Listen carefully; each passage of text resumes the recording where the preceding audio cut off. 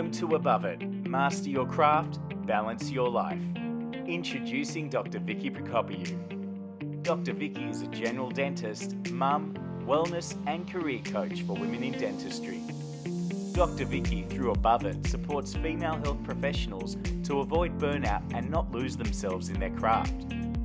You're listening to Inspiration Speaks with Dr. Vicky, Influential Women Series. In this episode, guest speaker Eleni Drakakis, business psychologist for high-performing leaders. Hi, today I'd like to introduce Eleni Drakakis. Eleni holds a Master's in Organisation Psychology, a Bachelor in Psychological Science with honours, and is an AHPRA registered and endorsed organisational psychologist. Eleni's passion is in business psychology, helping high-performing leaders reach their potential. With more than a decade of experience behind her, she's worked with various organisations such as Volkswagen and their teams to master their mindsets, boost performance and raise revenue. Eleni uses the science of psychology to help leaders cultivate the right mindset, culture and leadership skills to inspire a happy and motivated team. Her goal is to inspire personal, professional and organisational change to keep businesses thriving with productivity, profitability and to have a positive social impact. Eleni works alongside allied health businesses and owners, including exercise physiologists, psychologists, medical specialist centres, and has been featured in Byte magazine. Eleni also works part-time as the placements coordinator for postgraduate organisational psychology students in the health group faculty. I don't know where you find the time, Eleni, because you also volunteer as a board member for the Greek Orthodox community of St. George in Brisbane. You are an absolute inspiration. What a way to uplift professionals, and especially women in business and beyond. Thank you so much for that kind introduction, Vicky. Tell us a little about yourself and what you do. How did you find your calling? With all callings, I think callings find us. I have to say I've worked with some incredible clients and customers along the way, and I think they really inspired me and helped shape my kind of personal and professional journey. If I think of my career transitions, my critical career transitions, I really think it was a lot of the time my customers, you seem really passionate about this. Have you thought about going on in this direction? Or, I know someone over here who could really benefit from you. So, I really value networking and I really value my customers and I really love helping people. So, I think that led me down that high performance Sakti route in which I work today. And it's important to listen, isn't it? Because that's how we do find our direction a lot of the time. Absolutely. Like active listening is so underrated. Whenever I'm meeting with my coaching clients, I think honestly, the first half an hour and definitely most of the time of the first session, it's just really me with a cup of coffee, listening to those guys telling me their life story and just helping to understand, what makes them them. What lights them up, what are they passionate about, what have they really enjoyed doing in work and life to date. So I think, self-discovery is so important. And I really think we all have the key to our own answers. It's just, actually giving yourself that time and space, sitting with someone, actively listening and just talking it out because, life is just so busy. And, in a way, COVID is such a gift. I know it's really hard to think about it like that sometimes, but, when will we ever get this opportunity again to just kind of sit and be? No one ever pays much attention to this whole kind of personal and self-development. We spend so much time on our technical craft.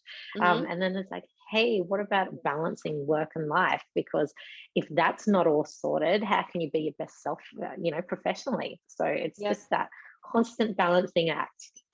It sure is. It is. And I know I've been burnt out. And that's why I want to help people as well. It just was it was hard work. Like it's that you're busy, you're really lucky to be busy and you're successful. And some people might think that's what success means. But outside of it, you're just so tired. You feel like you're not giving your kids enough. And yourself especially comes last. And this year off, and I agree with you that this year off has been a gift because it means I've had a baby in that year, but I've had time to spend with my kids and to just think, wow, I really wasn't happy the way I was working. I think a lot of the time people have hit some kind of roadblock, be it in life, feeling completely overwhelmed, trying to balance everything, having lots of different options or not quite knowing which way to go.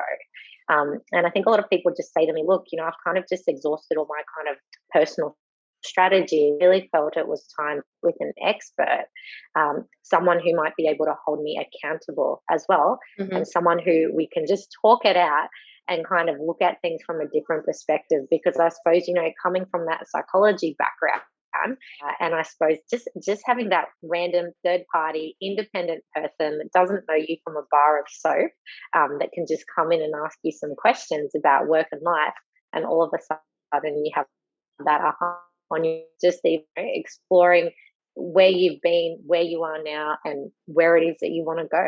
So it's actually more simple than you think, but we have to actually stop and create that time and space, because we all know that it's hard to change habits. It takes time. It's not just an overnight thing. It's something that we've got to stick at, be consistent, and be prepared that just because you think you might be going down path A, you might get halfway down that path and then realize, hey, there's a better opportunity over here to the left. So, that's absolutely fine. But we talk a lot about purpose, right? Be clear on what's important to you from a values perspective. Values always help us guide our way and kind of anchor us in direction, right? Because if you know what's important to you, that's like your decision-making criteria, or the filter through which you're going to perceive, is this opportunity the right one for me? Is it going to actually fit? Is it going to make me happy and feel fulfilled? And people often say to me, it really helps me to be able to back myself and be more sure that the decision I'm taking is the right decision for me. It's a lot on your shoulders to guide someone, isn't it? Yeah, it is. But it's a joint process. It's a shared process, and it's certainly one conversation at a time. I mean, people go away and have a think about it. Sometimes I get them to work through a little workbook and, help own those ideas, percolate those ideas. Then we come back a month later, have another conversation, and so the process goes. So it's not so overwhelming and it's not so full on. It's just one step at a time. And with high performing leaders, they would have big expectations of themselves and of the people that they manage as well.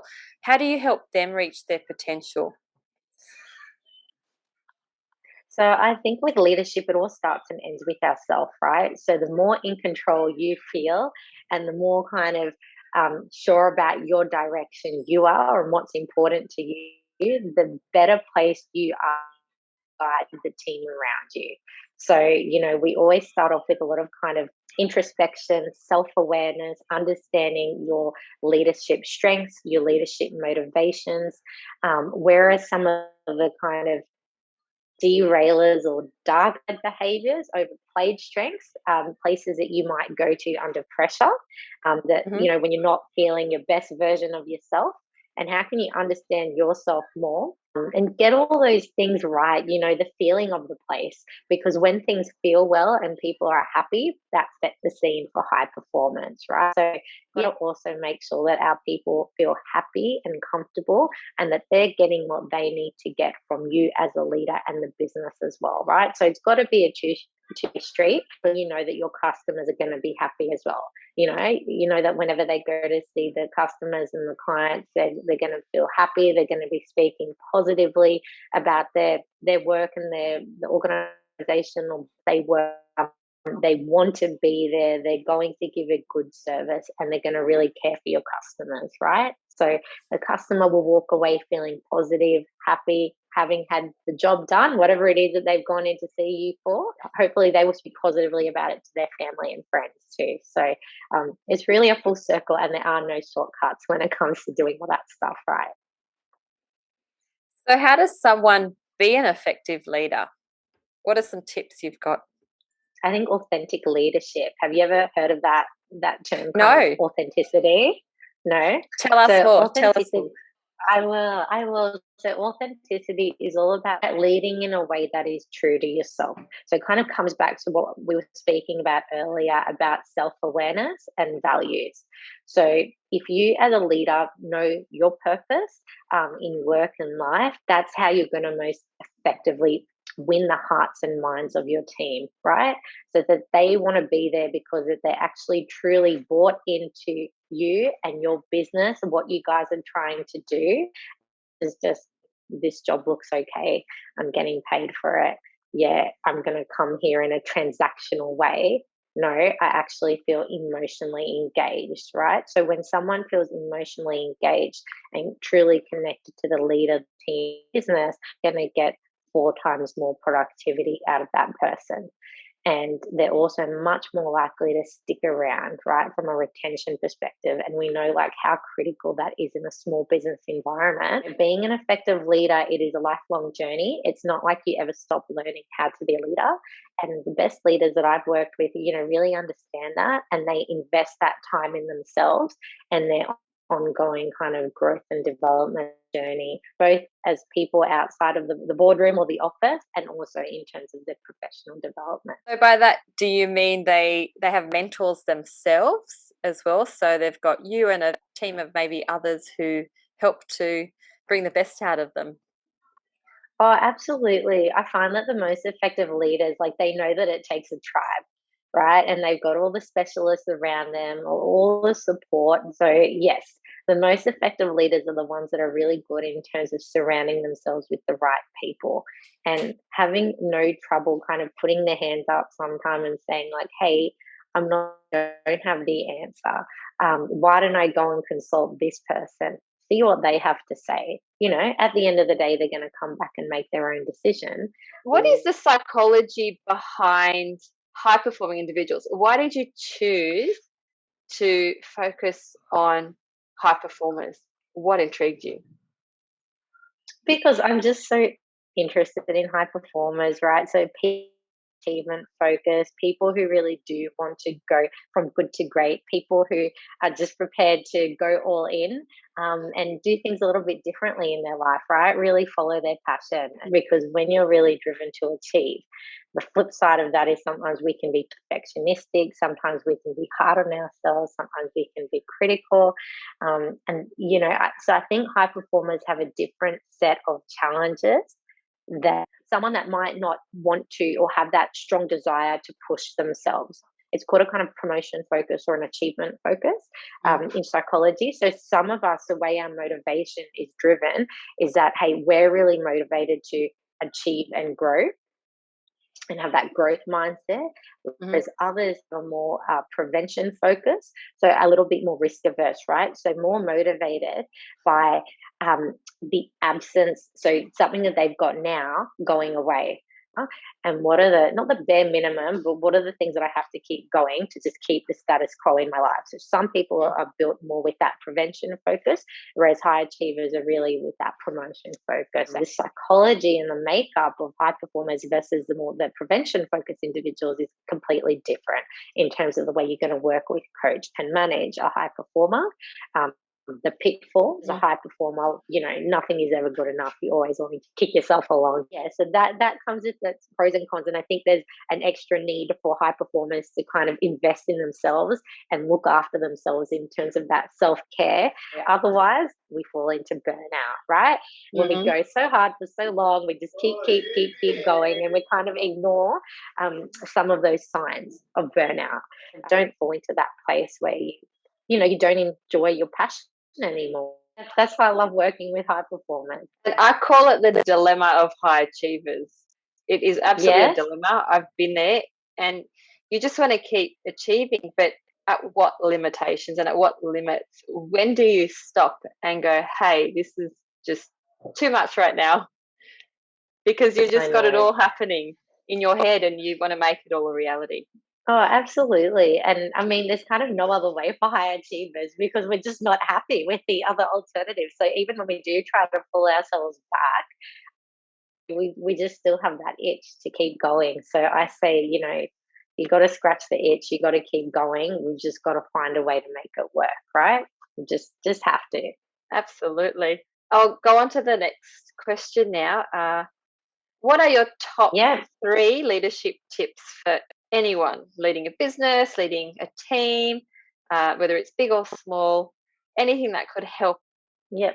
Okay, so number one, look after yourself. So I think we spent quite a bit of time talking about this already. So make sure that you are doing what it version of yourself each and every day and be the leader that you want to be for your people.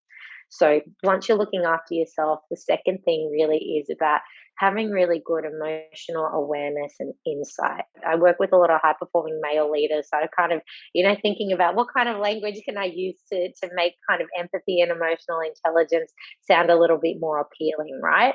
So I think, really successful leaders are the leaders that can exercise that emotional nous, find ability to be empathetic, put themselves in the other person's shoes and understand their perspective, what their barriers to performance might be, and kind of trying to come to that conversation and come to that problem. And a lot of leaders have really had to use this style more and more, particularly during COVID, when they've really had to spend a lot more time understanding everyone in their team as humans. So that would be the second one. I think the third one is actually transparency. So I think it's really important as a business owner to be open and honest with your people about KPIs and goals and metrics, because I think people really want to know what it is they're aiming for. And if you want them to come along on the journey, if you want them to buy into it, being transparent with the numbers can help you get people on board and help them to understand, help them to change their mindset, and you can kind of go on the journey along together. So I think, number one, look after yourself.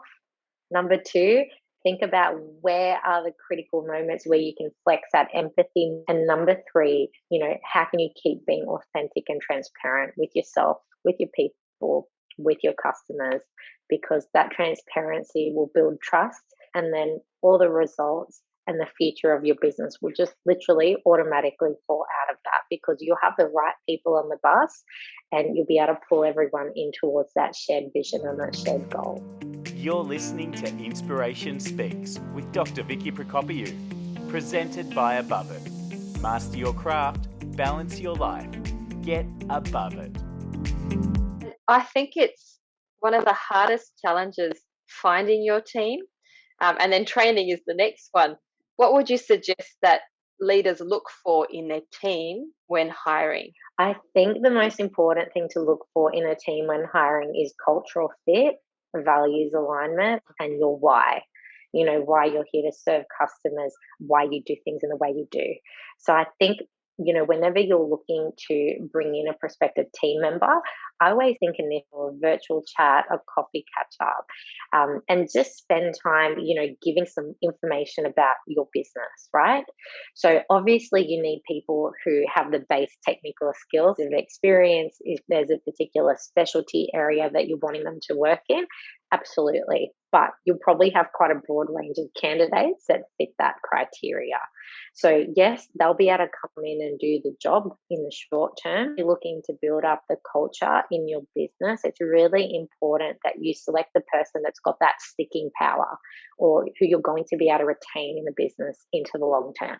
And so really being clear on your business's why, and then trying to kind of match and decipher through active listening that we talked about earlier with the people sitting in front of you, the candidates on the other side of the table, the values, like whatever it is. I don't know, do they value workplace flexibility? Are they really all about client care? Do they like to work autonomously?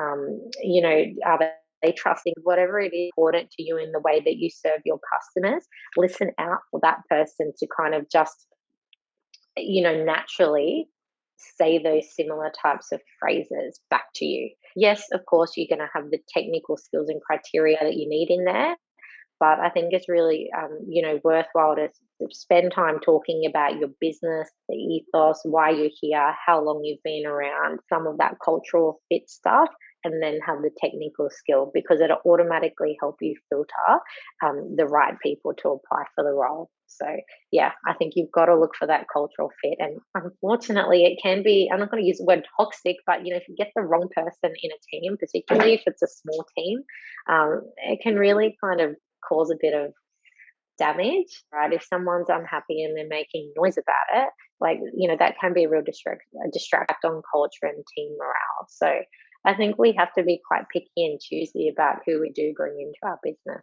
ultimately who we're here to serve. That is so true. So we've got to have the right mindset, don't we? Yes. In business, you have to have a positive type of mindset. You can't just, considering how challenging it is, you can't, I guess, just think, oh, it's too hard, and then be all doom and gloom. So being positive, I think, rubs off on people and helps with giving that culture as well, doesn't it? Oh, absolutely. I think that positivity is really important, that customer focus and customer care orientation and having a solution focus, right? So, yes, there are a lot of difficulties day to day, but it all comes back to, as you said, mindset and how people go about tackling problems, right? Do they look at this as a challenging problem to solve? Can you help them move away from the problem or a problem focus towards a solution focus? Because sometimes the more time we spend focusing on the problem, the bigger it gets. And we can fall into that venting and that negativity and that rumination. And if we can shift the conversation to, hey, if I could wave a magic wand, or, how can we make this better? What do you think we can do? How can we tackle this? And start talking about what a great solution would be. So important for culture, problem solving, and just being happier at work. And happiness is really important. I completely agree with you. As a successful woman yourself, how can we all be happy at work, achieve? And I know you mentioned being in an environment that's conducive of growth and support, and have a positive vibe about it. But is there any way that we could all achieve our goals and dreams, that you can recommend? Yeah. Look, I think you've just got to know what's important to you. So spend time understanding yourself. When was the time in my life when I was really happy? When were those times? And what kind of work environments made me really happy? What kind of boss did I enjoy working under? What was it about that person? What kind of team did I like to be a part of? Do I like being part of a collaborative team? Do I like being part of a team that more, everyone does their own thing? Do I like the social element of things? Are the values of that place important to me? Do I want lots of money, or would I prefer flexibility in my work so I can have more time to do the things that I love to do? I think the wonderful thing about COVID and just moving forward is that a lot of businesses and business owners and people, we've just seen that there's so many different ways to work and that you can still be effective. It's up to me. I can feel empowered, and I can, if I know what I want, I'm in a better position, not to dictate, but to at least ask for the things that I want.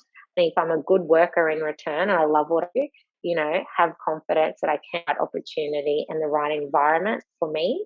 And that's not being a selfish thing. It's just going to help me thrive. It's going to help me work to my best. It's going to help me produce results for my boss in the business. So actually, kind of put those things out there from the start, rather than just saying, yep, it's all good. If it's not all good, it's better to have those conversations up front.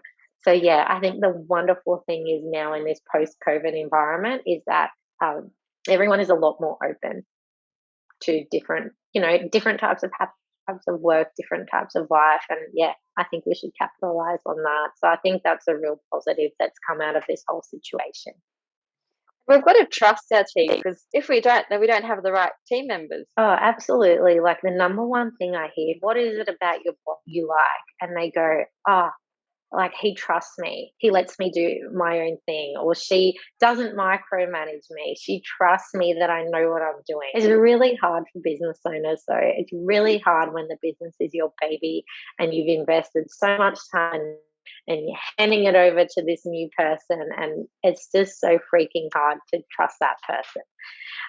But, if you've recruited in the right way, if you've been clear on your culture and values, there's a lot more kind of systems and processes out there now reporting things. But yeah, coming from that position of trust as opposed to mistrust, because that really does change the whole conversation. Thank you, Letty. So if you work really hard, let's say you're an employee or a team member, or whether you're a leader, and you want to give your best, you've got to avoid burnout. And you mentioned burnout before. How can you avoid career burnout? That's such a good question. How can you avoid career burnout? Again, it comes back to understanding yourself and being proactive rather than reactive. And self care looks different for everyone. Some people love going to yoga, some people love doing meditation. Other people, they couldn't think of anything worse. So if you ask them or direct them to do those types of activities, that's something that I've noticed lately, Vicky, is so many people are just like, it's called hedonism, actually, on the scale of one of the leadership profiling tools that I use. So hedonism, pleasure seeking, enjoying the fruit of one's labor, hard, play hard, having a good time. So many people that have been stuck in lockdown for a prolonged period of time just can't wait to get out there and have some fun, right? Because with the burnout thing, I think it's a balance of the positive and negative. So if you're working really long hours, if you're connected to a purpose and a why, and you understand why it is that you're doing something, motivationally makes you feel kind of engaged and more willing to lean in. Whereas sometimes it's when people have lost or lost that purpose and vision and that direction and that why. I think that's really when we can be at risk at falling why it is that we're doing what we're doing.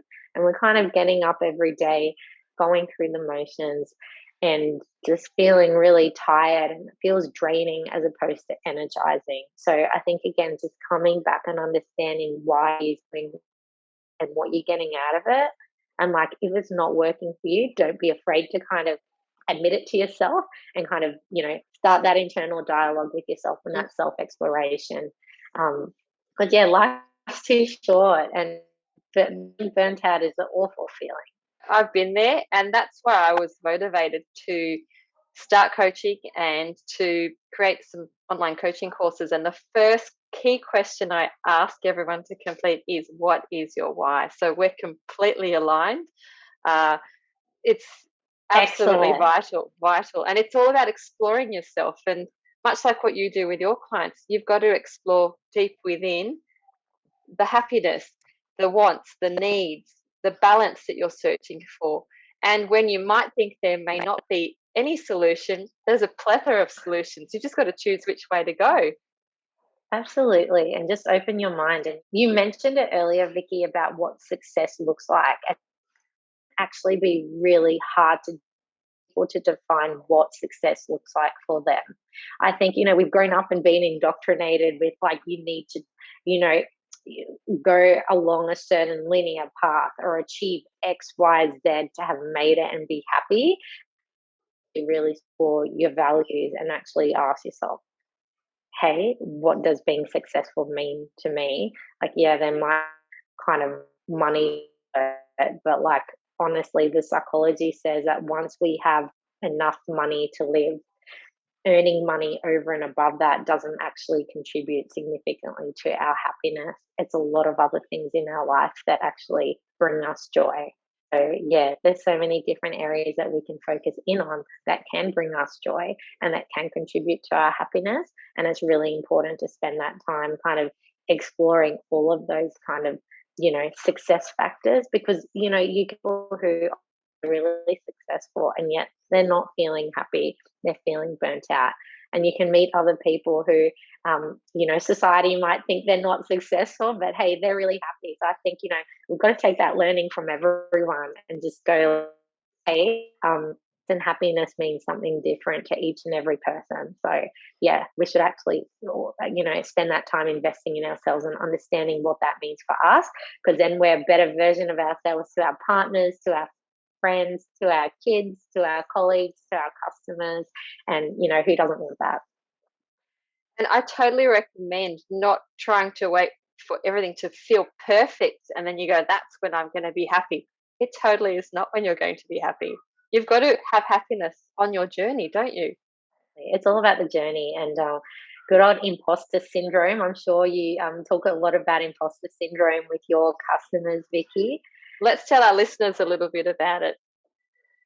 Oh, yeah, imposter syndrome. Like, it's such imposter syndrome, or feeling like a fake and a fraud, is something that a lot of kind of high performing and high achieving women can suffer from, right? So, so many more women we doubt ourselves and our possibilities, actually, compared to our male counterparts, is actually kind of scientifically documented and evidence that as women, for some reason, we don't seem to back ourselves as much as when we actually have achieved these things and we actually are successful, and yet we still keep asking ourselves or thinking, oh, hey, I don't know if I deserve to be here, or, when are people going to find out that I'm really fraud underneath this and I don't know what I'm talking about? So yeah, I've actually got a good blog about it on my website that maybe I can we can share the link to for the listeners. That'd be lovely.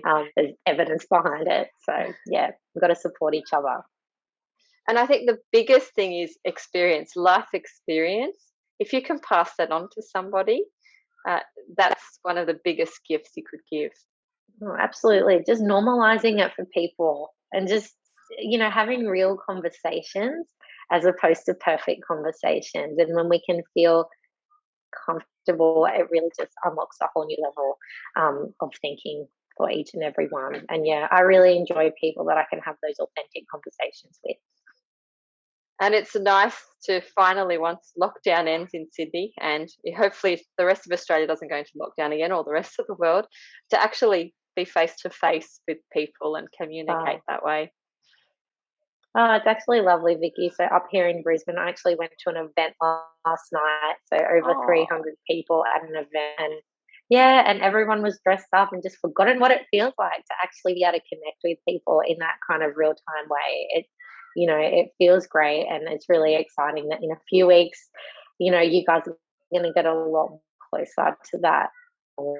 It's really from a human connection perspective, like, I don't know what all the science is behind it, but to actually being in the room together and vibing off each other is completely different in real versus on screen. But look, that being said and done, I've done a lot of this type of work over Zoom. And I mean, the great thing about it is that we can be more accessible to kind of interstate customers. And, that's a really nice thing as well.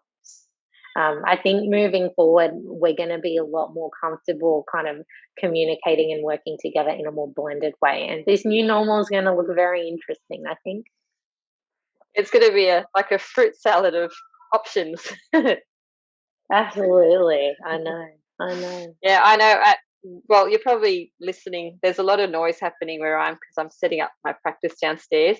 And just soon after lockdown ends here, the practice will be opening. I've got a room set up for consultations, and I can't wait to actually see people face to face. Can't wait to come down and see it, Vicky. I'm really looking forward to coming and visiting you. I can't wait. I would say I can't wait to come there, but with 3 young kids, it might be a while. Don't hold your breath, but I'll be there. Thank you so much. Now, I'll just finish with one last thing. What is one thing that you now know that you wish that your younger self knew? It can be about anything, any little piece of advice. What you said earlier, just go for it. Don't wait. Don't hold yourself back from anything. I think when I was younger, I thought, I'm scared to stand out, or I'm, scared to do this, or I don't know, hold myself back, and I'm like, just do it. Just go for it. You're going to unleash and do it anyway, so you may as well just, get in there and do it. So don't hold yourself back, and just do the things that you want to do. And you know what? Everyone will support you and appreciate that you're being true to yourself. So I think that's something that I would have loved to have told my younger self. And it's a wonderful advice for everyone. Eleni, I can't thank you enough for enlightening us and for giving us many tips and a lot of information about what you do with your high achieving individuals and groups. I wish you were closer so you could come and talk to my team as well. Maybe we could arrange that at some point. You're an inspiration for all women. Thank you so much, Vicky, for all your kind words. I really, really enjoyed chatting with you today, and can't wait to come down to Newtown and see the practice and see you in action. It's a very, very exciting time. You've been listening to Inspiration Speaks with Dr. Vicky Prokopiou, presented by Above It. One-on-one coaching both online and in person. Make changes that nurture your needs at home and in your work life, with short courses that are developed with love and designed to make your work and personal life easier, calmer, and more sustainable.